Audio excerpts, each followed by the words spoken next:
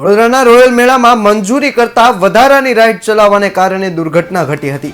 મેળામાં સંચાલકોને તંત્ર દ્વારા જેટલી રાઇડ્સની મંજૂરી આપવામાં આવી તેના કરતાં 4 રાઇડ વધારે ચલાવતા પોલીસે આયોજકો સામે ગુનો નોંધીને તપાસ હાથ ધરી છે। આમાં જે રાઇડ માટેની મંજૂરી લેવામાં નથી આવી તે રાઇડથી જ અકસ્માત સર્જાયો હતો। આમાં પાલિકા અને પોલીસે કડક કાર્યવાહી કરવાની પણ માંગ કરી છે।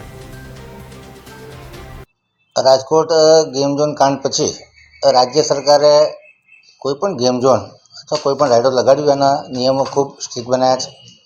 તમામ રાઇડોના ફિટનેસ સર્ટિફિકેટ આરએનબી ડિપાર્ટમેન્ટ આપે, તમામ ઇલેક્ટ્રિફિકેશનના સર્ટિફિકેશન ઇલેક્ટ્રિક કન્સલ્ટન્ટ દ્વારા આપવામાં આવે। એ સિવાય city commissioner, police performance certificate આપતા હોય। આથી 9 જાતની પરમિટ લીધા પછી આ રાઇડને પરમિશન આપવામાં આવી હતી। રાવપુરા વિધાનસભાના અવધૂત ફાટક પાસે આજે રોયલ રાઇડ ચાલુ કરવામાં આવી હતી, જેમના આયોજક નિલેશ હસમુખભાઈ તુરખિયા રાજકોટના રહેવાસી છે અને તમામ ચકાસણી કર્યા બાદ 6/12/2024ના રોજ દેવ દિવસની પરમિશન માટે આ રાઇડ ચાલુ કરવાની પરમિશન આપવામાં આવી હતી। 25/12/2024ના રોજ સાંજે 7:30 વાગે જે હેલિકોપ્ટર રાઇડના હતા એના દરવાજા ખુલી જવાથી જેમાં બાળકો બેઠા હતા, સદનસીબે કોઈને ઈજા થઈ નથી।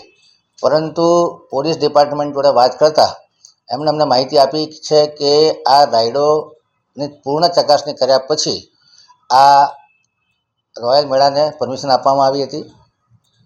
પરંતુ પરમિશન મળી ગયા બાદ, સર્ટિફિકેશન મળી ગયા બાદ આયોજકે વધારાની રાઇડો લગાડી હતી, જે પોલીસની જાણ બહાર લગાડી હતી અને આ વધારાની રાઇડના આ દરવાજા ખુલી ગયા તેની સ્પીડ વધી જવાથી પોલીસ ડિપાર્ટમેન્ટે એફઆઈઆર દાખલ કરી છે અને આ જે આયોજક છે એની પર સ્ટ્રિક્ટમાં સ્ટ્રિક્ટ કાર્યવાહી કરશે।